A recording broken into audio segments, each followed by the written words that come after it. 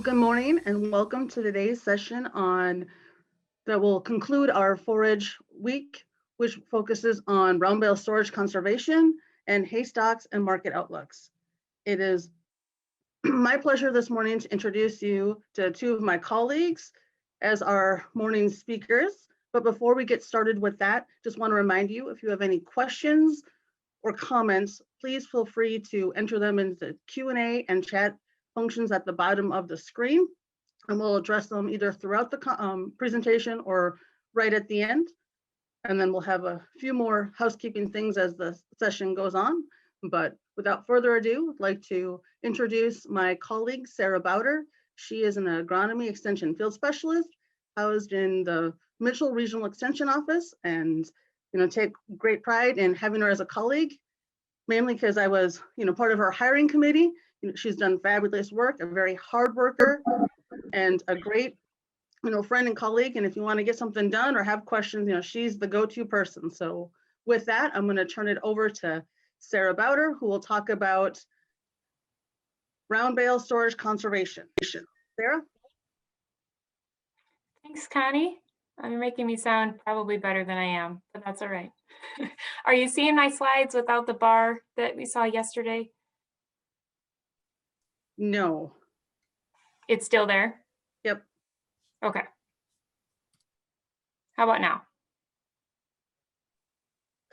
It's in the center of the slide. Okay, I think it'll go away. Now it's gone. Okay, super. So my Zoom has just decided to start doing that conveniently. Anyway, thanks, Connie. Like she said, my name's Sara, and I am our Extension Agronomy Field Specialist based out of the Mitchell Regional Center.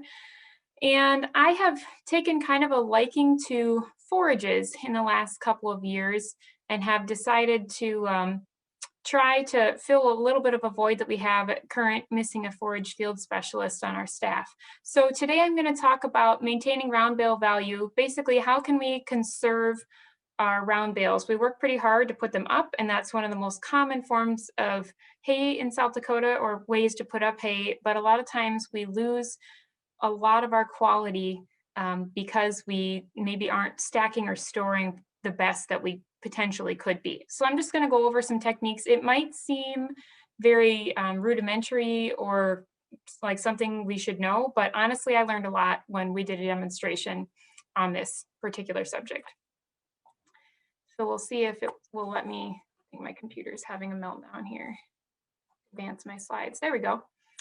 So like I said, round bales are pretty common in South Dakota. We are actually one of the top forage producing states in the US. Every year we kind of land between maybe 3 and 5, up there with Wisconsin, California, sometimes Texas.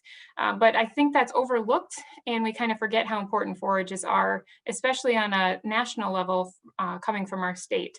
So round bales have a tendency to lose quality because of water entrance. And with that being one of our most common storage methods, I thought we'd talk about that today.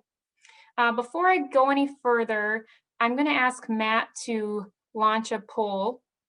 And while he does that, I'm going to stop my screen share here and see if I can fix my slowness. But if you would be willing to fill that out quickly for us and just tell us if you don't have livestock on your operation, if you can just share with me what your market you sell your hay for is typically, that would be great.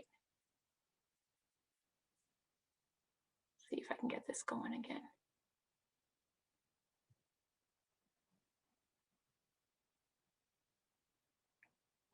Okay, Matt, I think that should have given people a chance to answer it. If you can show the results.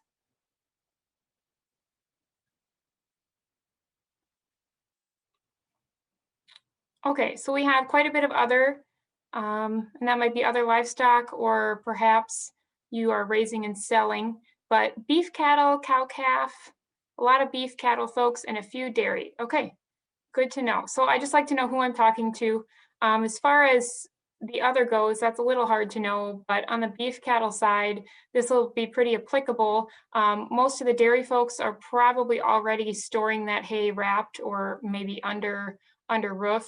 But if we're feedlot, backgrounding, or cow-calf, we might have that hay outside because quality isn't as big of an issue. Of course, it's important, but I was just curious there, so thank you. So some characteristics about round bales that are positive are that, of course, they're round, so they shed water. That's a big plus, and they're dense and pretty well packed as long as we're putting them up well.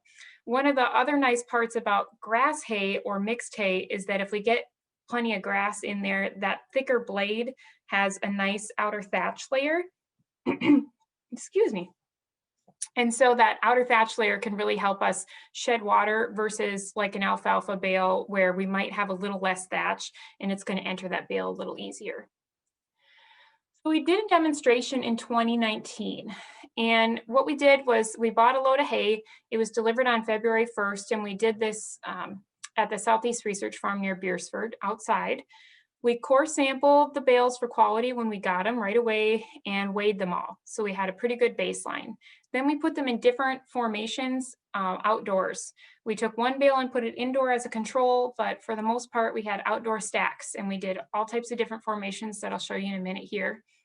And on July 25th, so this study went for about 6 months, we moisture probed them all with a really neat unit we borrowed from Wisconsin from Dr. Kevin Shinard's, and that gave us some really neat moisture maps. And I think we probed each bale, I want to say it was about 30 times, I can't remember now, but it gives you a pretty good picture of what that bale looks like.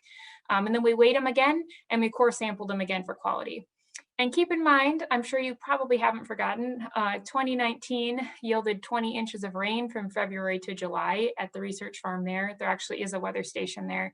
And because of that, we were able to really see the results of what happens when we stack one way versus another. Of course, most years don't have that much rain, but it can kind of show you over a period of time, and oftentimes bales sit longer than 6 months, how that rain can really affect it. So it really heightened what we were trying to show, which was nice so that we could really see the results of one stack versus another.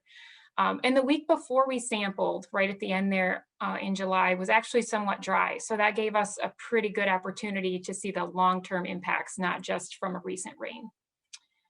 So I'm going to show you the stacking formations that we did here. And Matt, you can go ahead and launch that second poll if you would. And if you can just answer the most prevalent way that you stack hay on your place. I'm not sure if you can pick more than one on here, but if you can only pick one, just pick the most prevalent manner that you typically stack hay. There's no right or wrong answer. I'm just curious to see.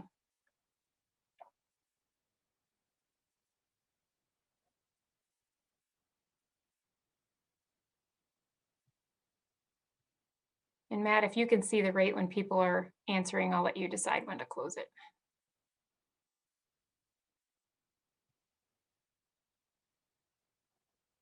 And if you're not sure what any of those mean, the slide behind the poll should kind of give you an idea.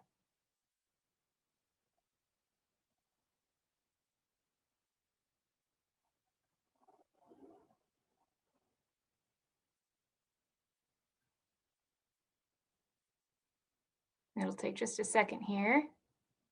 Okay, so it looks like we have just a few inside. It was 8% inside and we had 8% dairy producers. So I'm gonna guess that correlates probably. Outside, rows that touch with the bales budded flat side together or not was the most popular answer. About half of you said that. And then rows that don't touch bales budded flat side together or not was a second. So basically, a lot of you are putting your bales budded together on the ends, and then you're pushing the rows together as well, basically to save space, I'm guessing. There's a few people pyramid stacking as well. Okay, good to know, and we'll get into all of those in just a minute here. So here's the formations we chose, and I'm glad based on that poll that we did because we thought they were likely the most common ways that people are storing hay. So we took a bale, I think we actually took 2 bales, put them inside, we called them a control. They sat in a hoop building with a dirt floor, but under roof. And then we took a bale and set it outside on its own. Then you can see that top middle formation, that'd be your rows butted together, but with space. And then that bottom one was to simulate rows that were pushed together and the bales were butted together. top right is that soup can with a bale sitting on top on the round end, and then the bottom is obviously the pyramid. So we let them sit for 6 months, and this was what they looked like when we first stacked them. These were taken relatively early in the study. The hay that we received was decent quality. It was definitely beef cattle, cow calves quality hay, but the net wrap wasn't the best, and we didn't know that at the time. But it kept around the bales, but you can just see some of it blowing around a little bit there. So that's just the risk of doing business, right? But the bales were plenty good, and the net wrap stayed on the bales throughout the study. So here's a picture of our indoor bales. They did wick some moisture up off of that dirt floor. So of course, it's always better if you can put them somewhere where they won't do that, but that's not always reasonable. So the farm had this building, we used it, and 98% of the indoor bales tested less than 20% moisture, which is pretty darn good. That 20% moisture mark is can be a standard depending on who you ask with round bale storage. And so these were quite dry. We did monitor them for heating and wicking, but there was just 2 of them in a building. But we do always caution people, if you're storing hay inside, of course, you want to make sure you're paying attention for any heating if there was residual moisture there you weren't aware of. And here is the moisture map of that bale. So when I said we moisture probed, we sent that data back to Wisconsin, and they made these really neat maps for us. And basically, the redder it is, the drier it is. So you can see on the right-hand side that scale, it's showing that it's probably about 15% moisture or less throughout the entire bale. So they stayed pretty dry. That was our control. Now we went outside and we had a single outdoor bale. We faced the flat sides north to south in all of these stacks. And you can see the one behind it, we did turn and there was really no difference, but we were just checking kind of a second control. So that outdoor bale was meant to simulate bales sitting outside with no air restriction. Once in a while, we see people put bales in rows and they leave space, quite a bit of space between the bales and between the rows. Excuse me. So this could be similar to that. About 15% of the sampled area here was greater than 22% moisture. So because it was outside, of course, it was higher moisture than that bale that was inside, but only 15% of it was higher than 22% moisture. So the bale did fairly well, as we would expect, because it was exposed to air and sun. And here's what that looked like on the map. So we're looking at it from the north facing south here, if you will. So the east side is a little wetter. We can kind of expect that from the sun not being, quite as warm as it is in the afternoon on the west side. And you can see it wicked up moisture from the ground. So kind of neat to see that visually, but these bales did fairly well that sat outside on their own. So next we have the rows of bales butted tightly together, but space between the rows. And some of you said that you store hay like this. So we had some storage losses due to water movement between the bales because they're touching, but about 66% of them were greater than 22% moisture. So over half of them were somewhat wet. I mean, 22% isn't terrible, but it's also not as dry as those bales under roof, right? So there are some pros and cons of butting bales together. Pros being one of the theories and behind the research is that if they're stuck together like this, the water is going to run off of them and hopefully not between them. However, if they're apart, they should have more opportunity to dry because they're not stuck together. One of the other pros of having them together is snow won't get between them. Con being if water does get between them in a big rain event or something, it's not going to dry very fast or at all. So you have to think about in a snow event, snow might get stuck between the spaces that you'd leave between the bales versus putting them together. But in a rain event, maybe having them apart is better. So the research behind bale storage really is inconclusive on whether you should butt them together or not. There's really no right answer there. But you can see that having the rows apart did help us some. You can see in the moisture map here. And the bale in red in the top right-hand corner is the bale that we're looking at. So we're looking at it from the north. You can see that even though there was nothing on the east side of it, just because it was the east side is a little wetter. But on the west side, because we didn't butt the other bales up next to this bale, it was still relatively dry. So not perfect, but this is a pretty common stacking method, and it does help to keep the rows separate. So now we're going to compare that to rows of bales butted and pushed together. So like you see at the bottom there, the majority of you said this is what you do. So the bales are butted together on the flat end, and then the rows are stuck together. So water tends to run down when we do this, what we call the gutter between the touching bales. So that V shape there between the round sides of the bales that are touching, we call that a gutter, and that water oftentimes in snow gets trapped in there. Then sunlight can't get down to that bottom quarter of the bale, and that's where we tend to see the most spoilage in this type of setup. So more than 20% of the bales were greater than 30% moisture, or of the bale that we probed. Which isn't the greatest. We saw better results with those bales that we left space between the rows. About 3 to 4 feet is ideal, but we'll take what we can get with space, right? So here's the moisture map for these bales. Again, the red bale in the diagram at the top is the bale you're looking at. So we're looking facing south, and you can see that where they're touching is obviously a point with an issue, because they're touching and they're wicking to each other and they can't get dry. So that's why that bottom half, especially on that bale on the west side, is a lot wetter, because the sun just can't get down there. So we really encourage people, because of this, if you can, I know it's more of a space problem probably for you, but if you're able to, try to leave space between the rows. The research shows us about 3 to 4 feet. This was just a demonstration for a field day, so I can't say it was really great replicated research, but this aligns with all of the lit review and research that we did. You want to leave space between the rows if you can. So next one is what we often call mushroom stacking. That's where you have one bale kind of sitting like a soup can on end, and then the other bale is round and on top. And honestly, I think a lot of people do this for windbreaks, and that's fine if you're just doing a few, of course, but I wouldn't suggest doing this for your entire hay crop.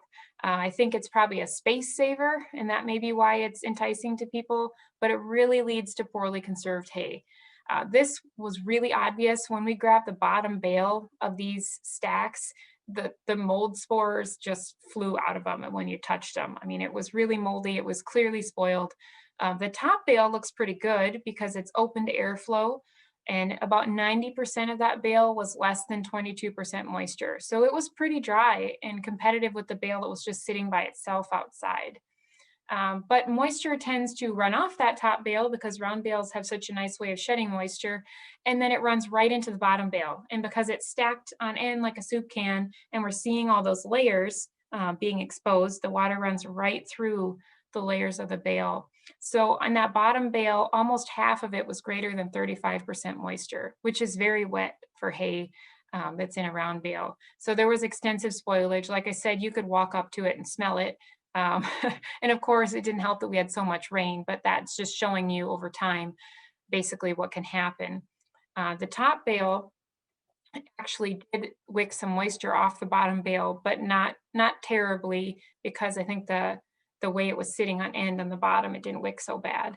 But if you look to your right there, that's a picture of the bottom bale. I believe we probed the end that was up just to show how bad that was. I can't imagine what the end that was down facing looked like. But you can see this probe went about into the middle of the bale, I guess, so it probably doesn't matter which end you go from. But you can see how wet it was. I mean, it's topping our scale there. So I really encourage you to avoid stacking like this if you can, because basically it's just, making spoilage for you. If it's short term, if it's for a windbreak, that's up to you. Of course, if you need that windbreak, that's one thing. You just have to weigh the odds of what you might lose with your hay. But just think of the moisture that's going right into the layers of that bottom bale. So we really highly suggest people avoid this method if at all possible. The next one is pyramid stacking. I believe from the poll, a few of you said you pyramid stack. We see pyramids all across the state. And sometimes I understand people pyramid stack because you're maybe going to pick up the pyramid with a truck or something like that. And of course, that's understandable. But if we're looking at long-term storage, pyramid stacking is really not the best answer. We had significant water infiltration through this pile, like you might expect, because you see all the little gutters and opportunities for water to run from one bale to the next here. The lower bales have really limited air movement and sun exposure, and that's the biggest issue. We've got water running through the pile, but on top of that, the lower bales just don't have an opportunity to evaporate it off or to have the sun help get rid of it for the most part, especially that middle bale. So in this particular case, the bottom bales on the east side, so we are looking at this picture facing south. So the bales on your left, I really have to think about that. Over 35% of that bale was greater than 30% moisture. I believe it was the bottom two bales on the east side that were the worst. The one on your right was bad as well, but those bottom two on the left were terrible. And they looked, they didn't measure as bad, but they looked almost as bad as that bale we took from that mushroom stack I was just talking about on the bottom. So the lower bales also really lost their integrity and squatted. If you were going to sell this hay, I don't think anyone would buy it from you. And I'll show that to you in a minute here, but that's a whole nother factor. Once the bale loses its integrity and starts to squat on us, then it has even less opportunity to shed moisture. And of course, we're just seeing more hay spoilage because it's compacting. So here is the moisture map of the pyramid. The top bale, as we might expect, looks pretty dry. Excuse me, I'm gonna grab a drink of water here. I'll let you look.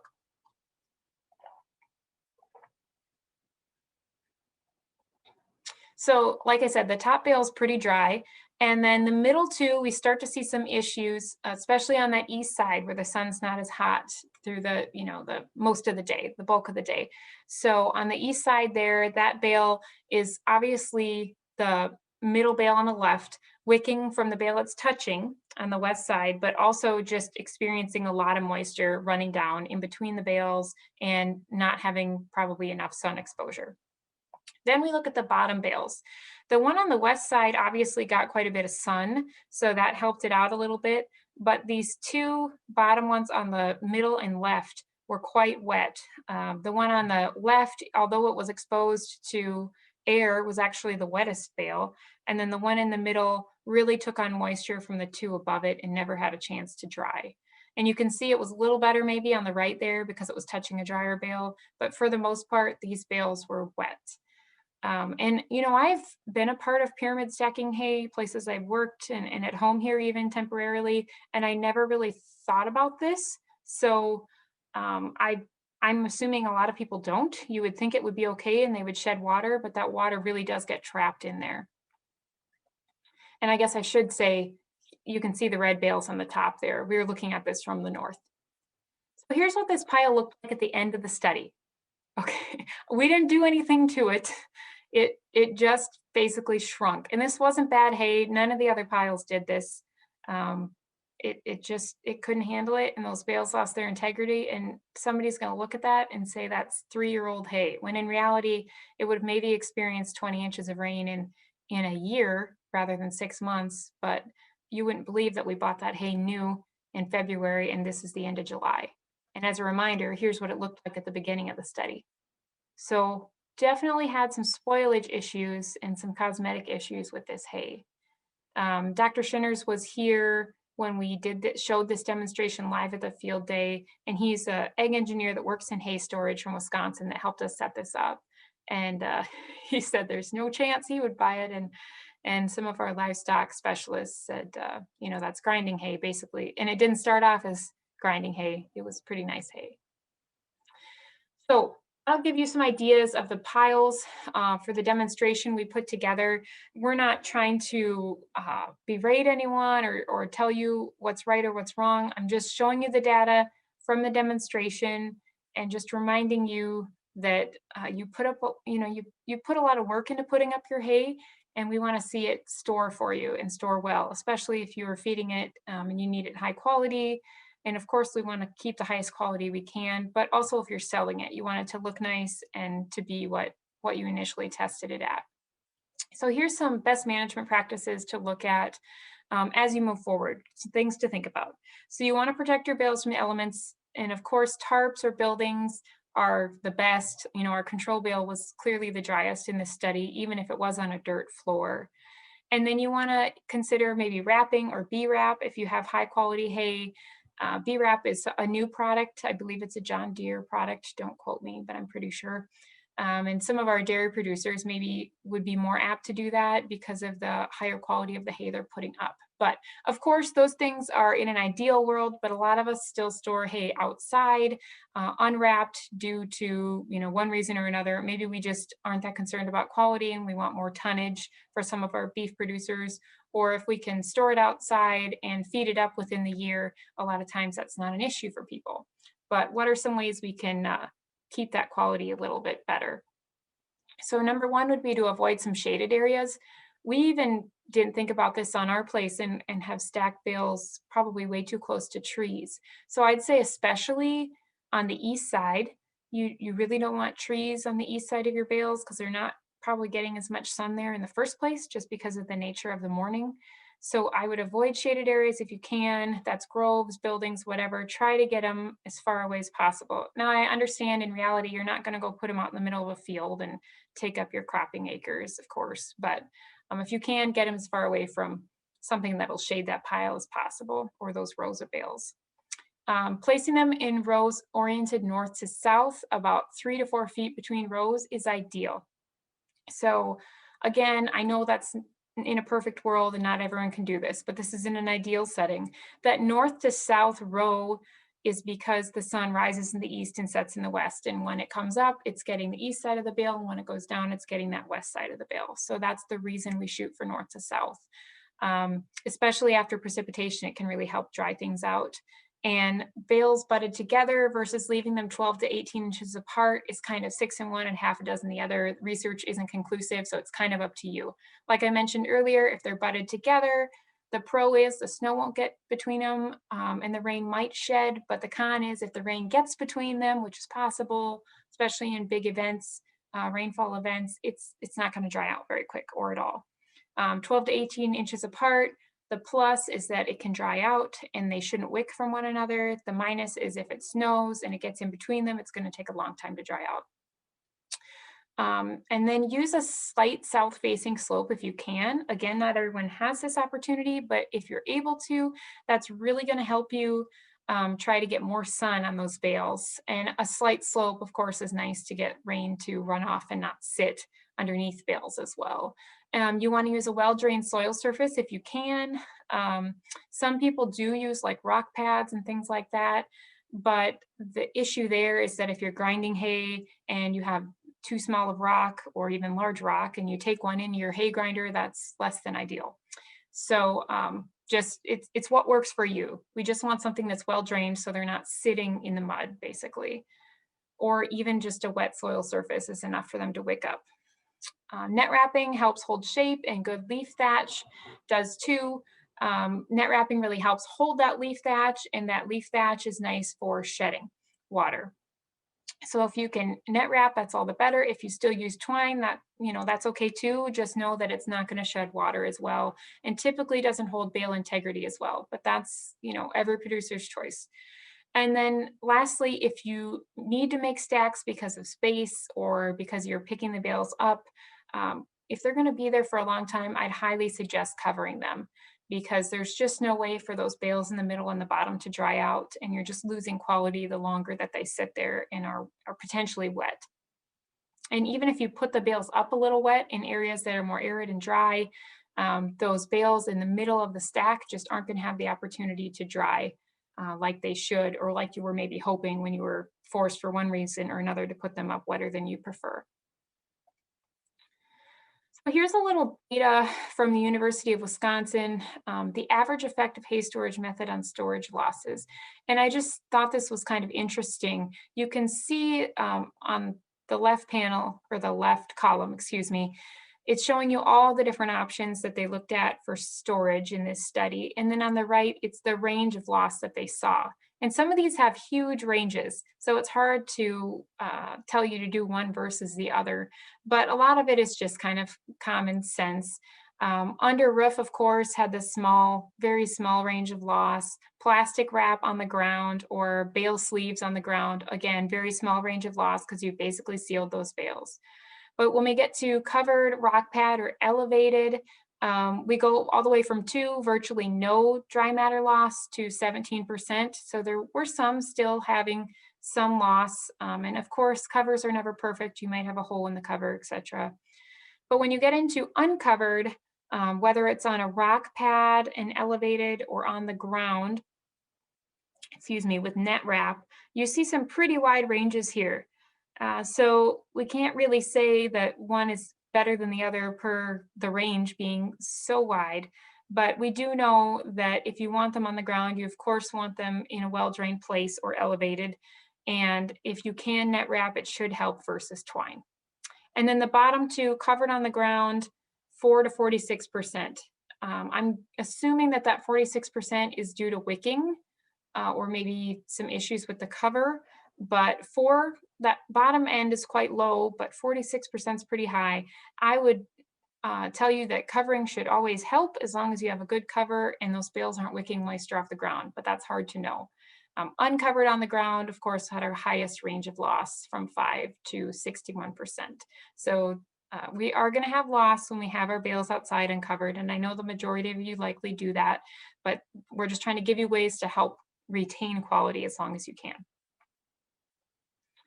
So I just want to go over a few things. When you buy hay, or even if you're just putting up hay, and if you're trying to make a TMR for your cattle, or you want to know maybe in your feedlot, or you just want to know what you're feeding your cow-calf pairs and make sure that that plane of nutrition is being covered, you should be taking some samples. And it's actually quite easy. The only supplies you need are a hay probe, a bucket, a gallon Ziploc bag, and a marker. And there's lots of different kinds of hay probes. I'm going to show you here in a minute, and you can see Warren here in the picture is using a hand probe that screws right into the bale. There's also probes. I use one that fits on the end of a drill. And so they're pretty easy. You just need a few batteries for your drill, but it just depends on what you're able to get a hold of. And we do have hay probes at our regional centers that you can check out for free as well.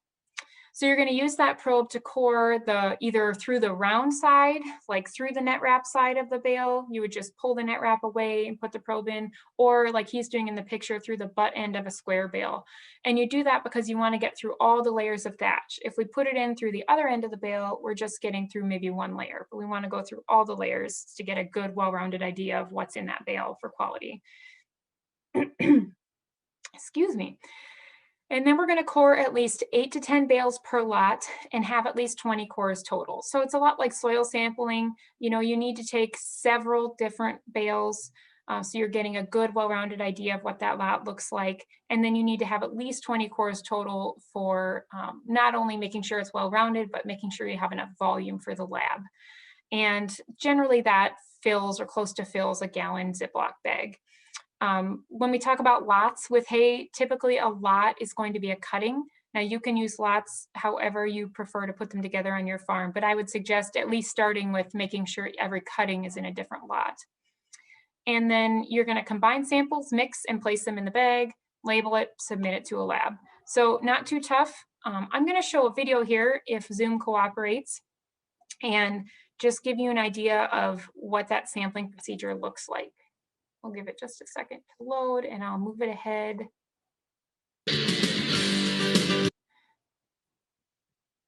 Connie or Matt, was that audio working? Yes. Yep. Okay, thank you. Just going to move it ahead here. We'll just watch a little snippet of this. Vary. If you're sampling, for example, small square bales, you're going to want to pull a core from each bale, or 20 bales in that lot, to obtain your 20 cores from those hay bales.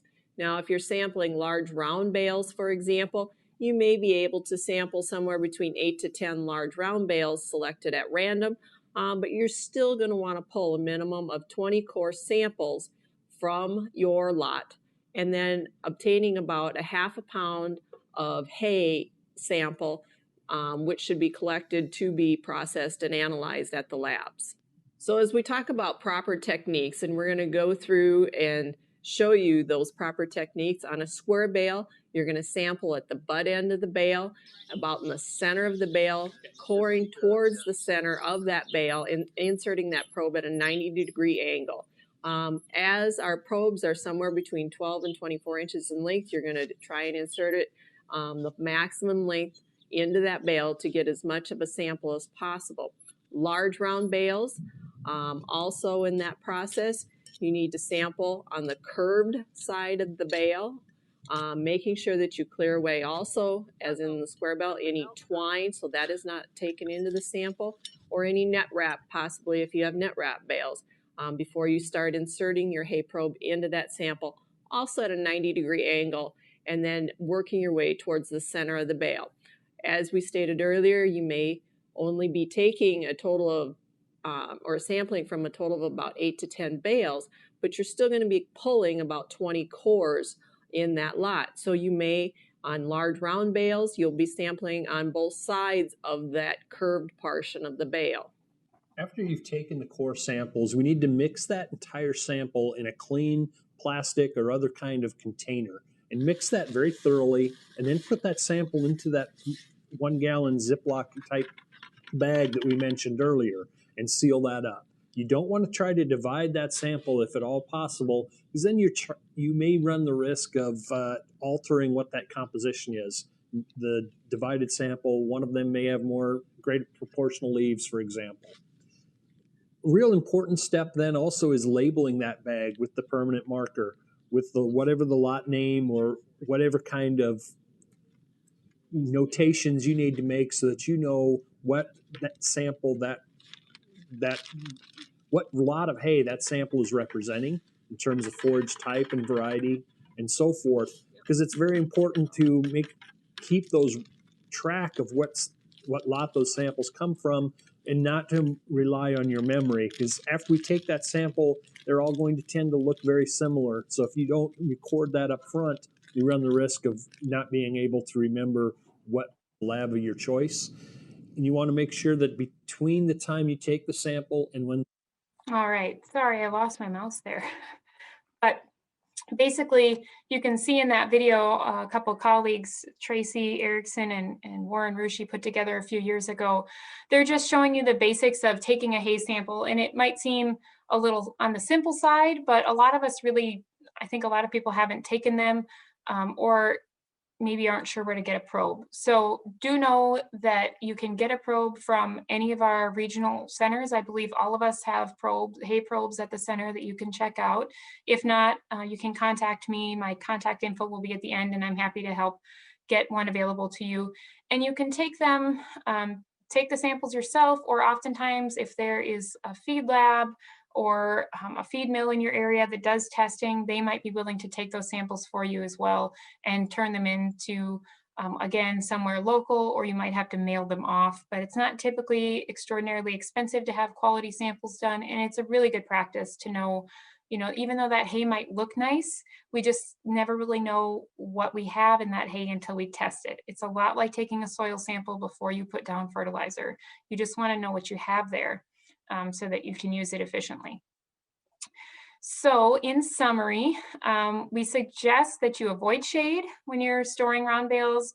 Put those bales in north-south running rows, leave 3 to 4 feet between the rows, and use a slight south-facing slope if you can. Use a well-drained surface, and don't stack them if you can avoid it. If you do have to stack them, I'd suggest covering that stack. When you're feeding or purchasing hay, consider using quality analysis as a benchmark. And when we talk quality analysis, we do have a list of feed testing labs that we're aware of on our website. So you can just go to extension.sdstate.edu and search feed testing labs, I believe is the keyword, and that should come up. And then our SDSU regional centers, again, do offer hay probes for checkout. And most of those are the type that hook to an electric drill. So thank you to everyone that was a part of the bale storage demo and the forage field day where we put that together. All these people played an important role in making that happen. And I think at this time, I am more than willing to take questions. This is my contact information.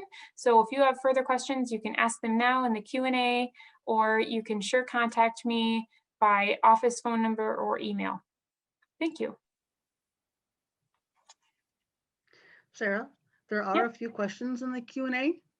The first question is, do you think using tighter net wrap or more layers of wrap would help shed more water, and prevent the extensive spoilage you experienced? Good question. So tighter likely is better. I haven't seen a lot of data on tighter net wrap per se. You just don't want to get that bale too terribly tight if it wasn't dry enough. But as long as it was dry enough when you put it up, I would make the assumption that tighter would certainly be better. But as far as layers, yes, the more layers, always the better. Dr. Schinner gave a presentation at the field day Schinner's, excuse me, gave a presentation at the field day where we shared this info and showed the bales demo that he was a part of. And I can't remember how many layers it was that he suggested. And I see Jared Goplin commenting. If you remember, Jared, pipe in. But I want to say it was like 3 to 5 or something. Yeah, 3. Okay. I think it was about 3 layers that he said was like perfect, ideal, really helped. But then he threw in the caveat that he gets his net wrap for free for research and you don't. So he did suggest more layers. Jared's throwing this in, so I got to give him credit for the straw or stock bales. I remember that. So if you're putting up straw or stocks, more layers is likely better because, of course, think of, just the nature of the product. But if you're putting up hay, I think he said the ticket was 3 or 4 wraps was better, but it's often not economical. So you got to consider that.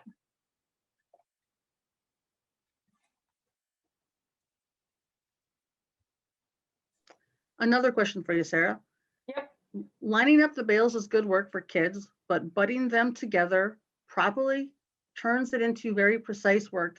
So that's one reason we leave apart. Where they touch, they rot?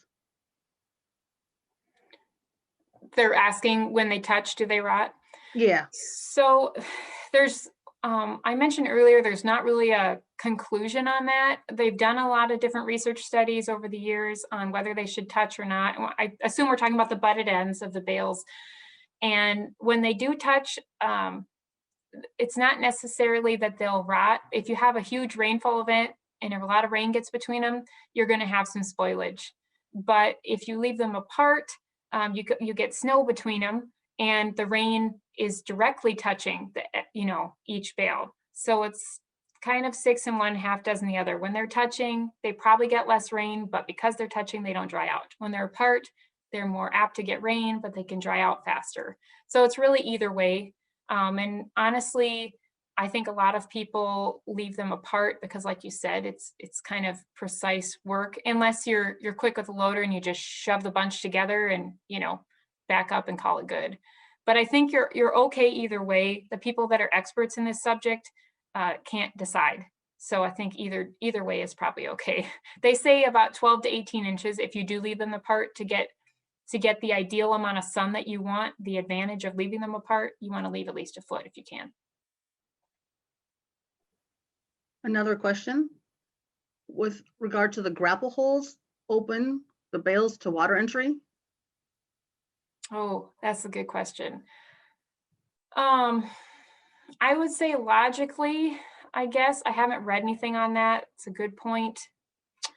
Logically, if you're really grappling them tight and you're putting those grapples way into the bale, and maybe if you're like using a bucket and a grapple, you might have to really heavily rely on the grapple. You probably are leaving holes for water entrance, which isn't the best. But if that's what you have, that's what you have. I would say a bale spear or a pallet fork is likely better than a grapple fork for that reason. That's a good point. And then in the chat, Jared's got a few things. I can read it out loud, or I'll let you. Looking, sorry. Go ahead and read what you see. Okay. I'll just do the part that pertains to the course at the moment. I haven't seen anything on this, but did you come across anything recommending more of a southwest to northeast orientation rather than north to south to get that east side to dry a little better? That's a good Everything point. that he's seen has been the north-south side, but after seeing how the demo trial turned out, it makes him think it might be a bit better. right? Because they'd get, with that, to think about it, if they're northeast, southwest orientation, you'd hope you'd get a little better sun. I haven't seen anything on that. And I don't know if they figure, because if you turned the row, what you're gaining on one side, you're kind of losing on the other by turning that other side more north and one side more south. It's a really good question. And maybe it's something we could try, but I haven't seen anything. Pretty much all the data I've seen is north to south. And as a reminder to the folks watching, I mean, this was just a demonstration. It did result in very similar conclusions as replicated research projects have. But in Wisconsin, over the years, and I think there was some California data, they've done a lot of replicated research on this that kind of matched up. But that's a good point. I'm not sure if you point the bales northeast, southwest, you would get more south in the afternoon, but you're more northeastish in the morning. So it's a good question. I'm not sure. That's all I see at this point for questions.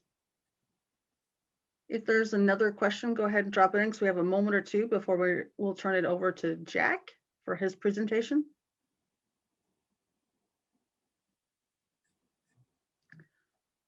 So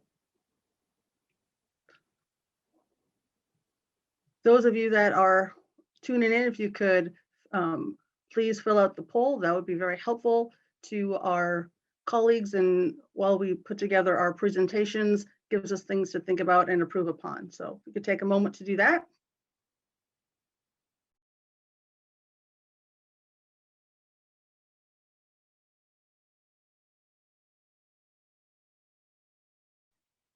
And I'll be curious to know when we're done, if anyone wants to stay on for the informal discussion. I'm open to what's worked for you and what hasn't too. This is just based on what we saw and what a lot of research says, but that doesn't mean something else hasn't worked for other people.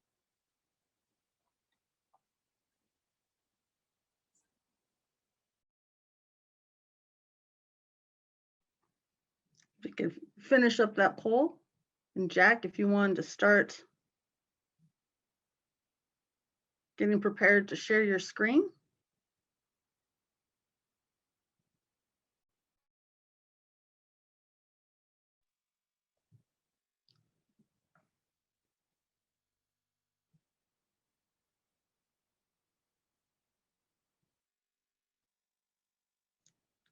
Our next presenter this morning will be Jack Davis. He's a colleague of mine who's also housed out of the Mitchell Regional Extension Center. And I've worked with Jack a long time, and he's always been a very good supporter of anything that I've come up with, whether it's been a crazy idea or an out of the box idea, willing to try something new. And he's the go-to gentleman for our crops and budgeting. So if you have any questions, please feel free to get a hold of Jack. So with that, I'm going to turn it over to Jack, who's going to focus on haystacks and markets. Okay, so we'll get going here, see if we'll advance. Contact information, I'll have that at the end too. We're going to look at just the haystacks. December 1st is a key one, and then production over the years, and then also they do a May 1st, so kind of a beginning of the year after our winter for most of the nation is over at that time. So we'll look at those stocks. Most of this information taken from LMIC and USDA together. So just a long-term chart of all hay supply, and then the disappearance, the supplies being in the blue and the disappearance in the red. Forecast done by LMIC, the Livestock Market Information Center out of Denver. So as we get out to where we're at now, of course, we were back in 18, down a little bit in production.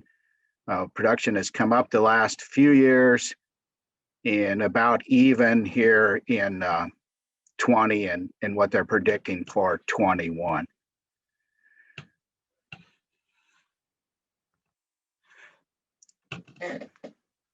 So all hay stocks, as of December 1st, we are down somewhat on from what we were in 5 or 6 years ago. So I guess probably setting up for more of an increase in hay price. And of course, that lower stocks has kind of kept our hay price fairly decent.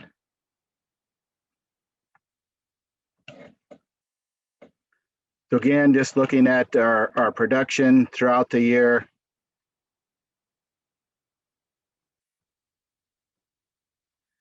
All and the hay stocks as of December 1st. So alfalfa in the green and other hay in the brownish or black there.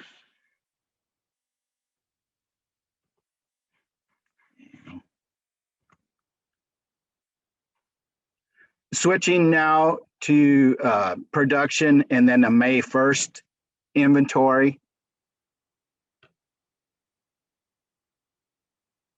So predicted out for 2020 and then 2021. When this prediction was made, estimating those to be about even for these 2 years.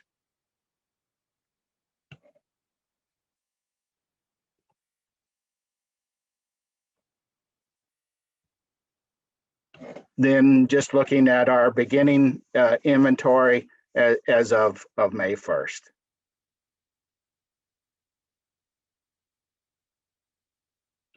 We'll do some with some price charts that compare these two coming up.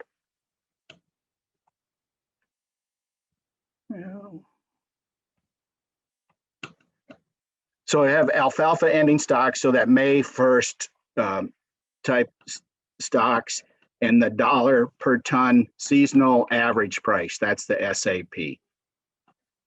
So as we get out here, we're right about 180. These are a South Dakota price for alfalfa and a national ending stocks.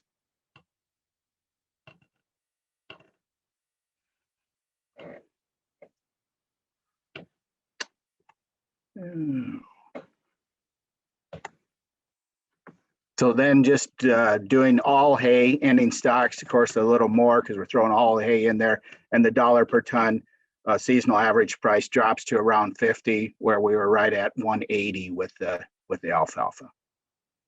And predicting out for the rest of 2021 and into 21-22.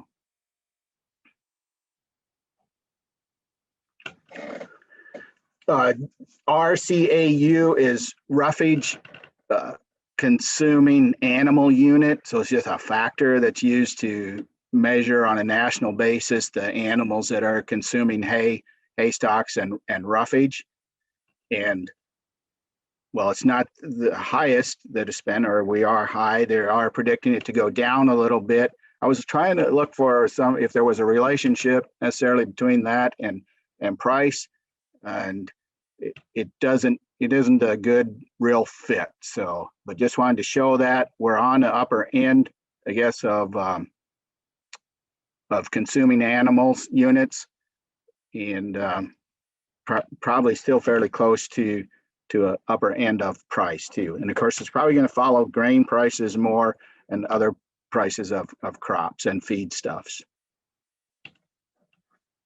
So just bringing it down to South Dakota and comparing it to a corn price. So if we looked at this back in 12, both kind of reaching a peak, or actually reaching their peak, with all hay price almost at $200, and where we're at today with our hay price and our corn price.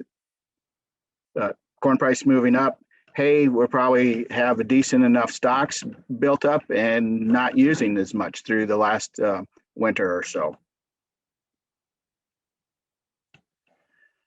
A lot going on in this chart. Just wanted to show an operator and land return. Those are the bars. So it's a payment for labor and management, and then also for rent, and over the different crops. And this was taken, as if you've been on the other ones where I've spoke, from FinBin, and it's on cash rented ground.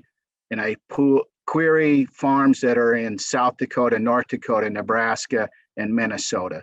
So over those 4 states, there's about 2,500 or a little more farms that are in this. And they have the averages over to the side here, with the alfalfa average for this total time being 312, soybeans at 231, corn at 254, winter wheat 104, and spring wheat 102. I threw in land rent for the corn ground. That's what this land rent came across here from of these farms that were in this query. And then I threw the rent in for wheat ground. So alfalfa really fairly competitive as a crop, and can fit well into a farming rotation.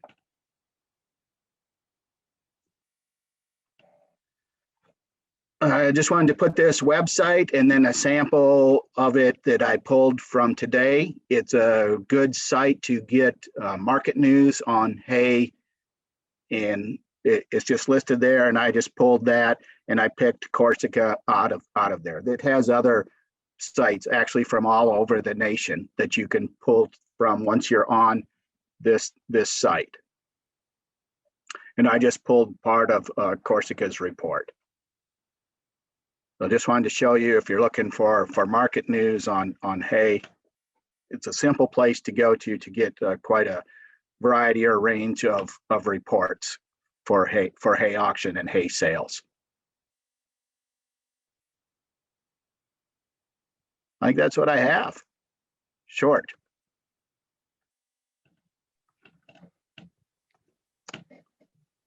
Well, thank you, Jack. If there's any brief questions for Jack, we could grab that now. Otherwise, I would like to launch, if there's a brief poll for Jack, we could launch that now.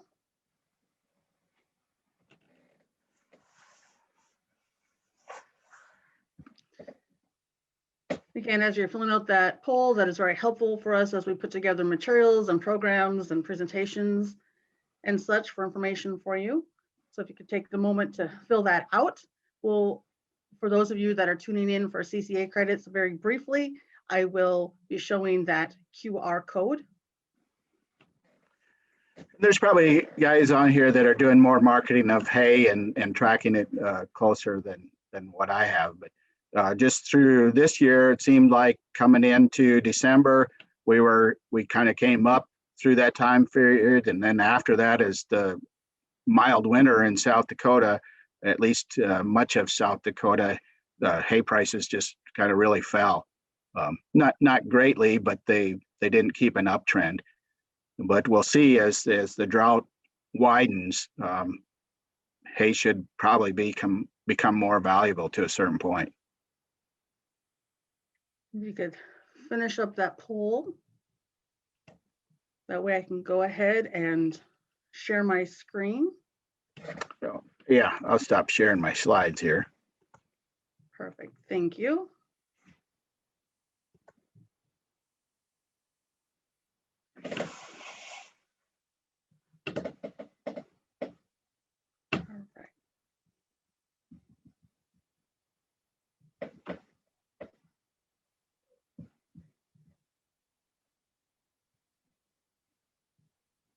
Just a slight lag here as I load up my few slides here. Just want to say thank you for joining us today for our presentations and for joining in on any other session throughout our forage week and crop hour.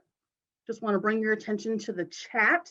You will find a link to any previous crop hour recordings, not just this week, but other weeks that we have attended. So please check that out, and then also look if you would like any printed materials like our pest guides, where we've got all of our fungicides, insecticide, herbicide, and seed treatment information in, and related publications. So you'll have a link there to request that information. Also, Sara was able to drop into the chat a link for where to get water and feed tested. So take a look at that. Also today, you'll be receiving an email from SDSU Extension with a survey. We would encourage you to check out that link and fill out the survey as a look back on your forage week, things that we could do differently, add to, and a few additional questions. So really encourage you to do that. For those of you that are attending and need those CCA credits, please take out your phone and scan that QR code. This will be the only time that this will be shown. It will not be shown on our recorded links, so you'll need to do it now. Some of my colleagues have taught me to give you a few extra seconds because they struggle with technology, and they said if they struggle, other people might too, so I'll wait a few more moments.